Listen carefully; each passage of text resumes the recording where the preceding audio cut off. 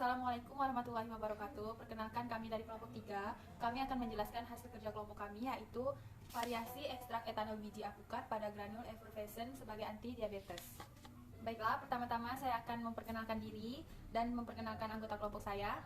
Yang pertama saya sendiri, saya Sanita Sari dari kelas 2B, dan Sofia Loviana, Sri Wahyuni, Syarifah Aulia, Alfa Al-Qadri, dan dosen pembimbing kami yaitu Ibu Hairunisa, M.Farm APT.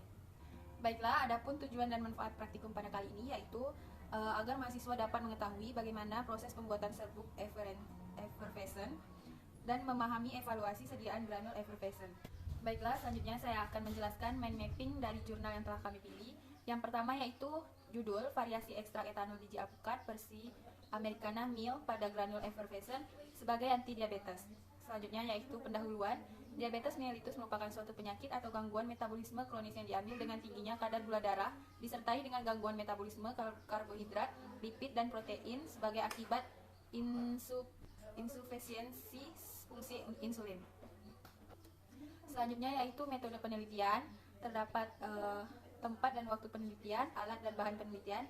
Selanjutnya prosedur penelitian yaitu ekstraksi biji alpukat dengan metode dingin. Selanjutnya formulasi ekstrak biji alpukat sebagai sediaan granul effervescent. Selanjutnya evaluasi atau analisis sediaan granul effervescent secara farmasetika. Selanjutnya yaitu pengujian dan analisis sediaan granul effervescent sebagai penurun kadar glukosa darah pada mencit. Adapun pengujian dan analisis sediaan granul effervescent yaitu pembuatan ekstrak uji, selanjutnya pembuatan suspensi, selanjutnya pembuatan larutan aloksan, perlakuan hewan uji, pengukuran kadar glukosa, dan pemeriksaan histopatologi. Selanjutnya yaitu hasil dan pembahasan. Hasil ekstraksi biji alpukat dengan metode maserasi. Yang pertama, densitas BUK dan densitas 64. Yang kedua, indeks kompresibilitas, sudut diam, waktu alir dan kecepatan alir, waktu penghentian Wick. Selanjutnya yaitu kesimpulan dan daftar pustaka. Baiklah, sekian dari saya, akan dilanjutkan oleh rekan saya. Terima kasih. Wassalamualaikum warahmatullahi wabarakatuh. Assalamualaikum warahmatullahi wabarakatuh. Perkenalkan, saya Sofia Loviana dari kelas 2B ingin melanjutkan presentasi dari Sanita Sari. Untuk formula, bahan yang digunakan ekstrak biji alpukat. Untuk formula 1 digunakan 1%, untuk formula 2 digunakan 10%. Dan untuk PVPK 30, 4%, natrium siklamat 0,1%, asam sitrat 0,2965 gram, asam tartat 0,5931 gram, untuk natrium bikarbonat 1,0083 gram. Analisis preformulasi. PVP. Rumus molekul C3H4O2N. Pemberian serbuk sangat halus berwarna putih, tidak atau hampir tidak berbau, higroskopik. Untuk larutan, larut dalam asam kloroform, etanol, keton, metanol, dan air. Praktis tidak larut dalam ether, hidrokarbon, dan minyak. Penyimpanan dalam wadah tertutup rapat, di tempat sejuk dan kering. Kedua, asam tartat. Rumus molekul C4H6O6. Berat molekul 150,09 gram per mol. Pemberian hablur, tidak berwarna atau bening, atau serbuk putih, warna putih, tidak berbau, rasa sangat asam. Untuk larutan, sangat mudah larut dalam air, mudah larut dalam etanol 95%, pekat, sukar larut dalam ether pekat. Penyimpanan dalam wadah tertutup rapat, terlindung dari cahaya. Yang ketiga, natrium bikarbonat. Rumus molekul NaHCO3. Berat molekul 84,01 gram per mol. Pemberian serbuk hablur putih, stabil di udara kering, tetapi di udara lembab secara perlahan terurai. Kelarutan, larut dalam air, tidak larut dalam etanol. Penyimpanan dalam wadah tertutup rapat. Yang keempat, natrium siklamat. Definisi: natrium siklamat mengandung tidak kurang dari 98,5% dan tidak lebih dari 101% C6H12N NaO3S. Dihitung terhadap zat yang telah dikeringkan. Nama kimia: natrium sikloheksil sulfamat. Rumus molekul C6H12N NaO3S. Bobot molekul 201,22 gram per mol. Pemberian hablur atau serbuk hablur putih, tidak berbau atau hampir tidak berbau. Larutan, praktis tidak larut dalam benzen dan kloroform. 1:250 dalam etanol 95%, 1:25 dalam propylenglikol, 1:5 dalam air, dan 1:1 dalam air pada suhu 45 derajat Celcius. Kegunaan pemanis buatan. Kemudian untuk asam sitrat, rumus empiris C6H8O7H2O. Berat molekul 210,14 gram per mol. Pemberian habdur bening tidak berwarna atau serbuk habdur granul hampir halus sampai halus putih, tidak berbau atau praktis tidak berbau. Rasa sangat asam, bentuk hidrat mekar dalam udara kering. Kelarutan sangat mudah larut dalam air, mudah larut dalam etanol, agak sukar larut dalam ether. pH 2,2. Inkompatibilitas asam sitrat ini inkom dengan kalium tartat, alkali dengan alkali tanah, karbonat dan bikarbonat, asetat dan sulfida. Senyawa ini berpotensi meledak jika dikombinasikan dengan logam nitrat. Stabilitas asam sitrat akan kehilangan air dari proses kristalisasi di udara atau ketika dipanaskan sekitar 40 derajat Celcius disimpan di tempat sejuk. Kegunaan larutan penyangga, penyimpanan dalam wadah tertutup rapat. Untuk alat dan bahan, alatnya adalah penggiling simplisia atau blender, neraca analitik, rotary evaporator, timbangan hewan, tabung Eppendorf, restrainer, pisau bedah, sentrifugator, stopwatch, mikropipet, spektrofotometer, oven pengering, lemari pendingin, kandang non-metabolik. Untuk bahan, biji alpukat, mencit penderita diabetes mellitus, aloksan, kloroform, sekam, dan ransum standar.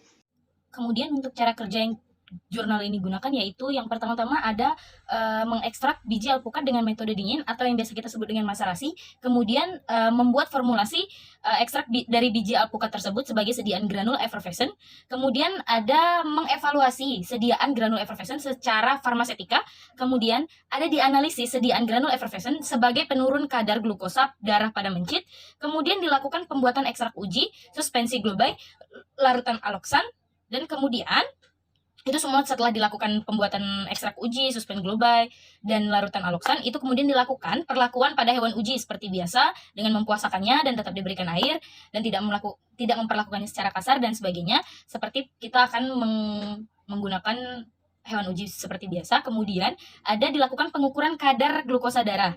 Selanjutnya yang terakhir yaitu dilakukan pemeriksaan histopatologi. Kemudian didapatlah hasilnya. Selanjutnya di sini setelah tadi kita melakukan berbagai jenis kegiatan, kemudian di sini didapatlah hasil, yaitu pada tabel pertama didapat hasil ekstraksi biji alpukat dengan metode maserasi, kemudian ada hasil formulasi sediaan effervescent. Nah, hasil formulasi sediaan effervescent itu ada banyak, yaitu pada tabel kedua itu ada hasil penelitian kerapatan bulk granul effervescent ekstrak biji alpukat, kemudian pada tabel ketiga itu ada hasil penelitian kerapatan mampat granul effervescent ekstrak biji alpukat, dan tabel yang keempat yaitu ada hasil penelitian indeks konversibilitas granul effervescent ekstrak biji alpukat. Nah, kemudian selanjutnya masih dengan hasil formulasi sediaan effervescent, yaitu pada tabel kelima di sini ada hasil perhitungan Hanners radio granul effervescent ekstrak biji alpukat. Kemudian pada tabel keenam itu ada hasil penelitian uji sudut dalam granul effervescent ekstrak biji alpukat. Selanjutnya yang ketujuh ada hasil pengujian waktu alir dan kecepatan alir granul effervescent ekstrak biji alpukat.